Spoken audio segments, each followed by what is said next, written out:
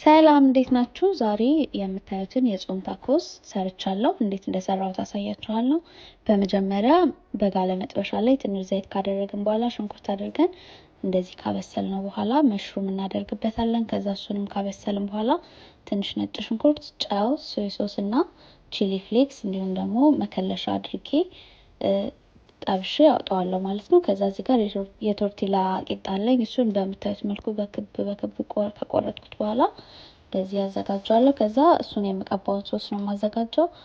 ቲማቲም ድልህ፣ የባርቤኪው ሶስ እና ዘይት አድርጌ ካቀላቀልኩት በኋላ እንደዚህ ቀባዋለሁ ቂጣችንን ማለት ነው። ከዛ በኋላ ለውስጡ ለማደርገው ሳላድ እሰራለሁ። እዚህ ጋር ቲማቲም፣ ቃሪያ፣ ሽንኩርት እና አቮካዶ አድርጌ ነው የምቀላቅለው። እሱን እንደዚህ ካደረኩኝ በኋላ ጨው፣ ቪኒገር እና ሚጥሚጣ አደርግበታለሁ። ሎሚ ቢኖራችሁ እሱን የምትጠቀሙ ሞር አሪፍ ነው።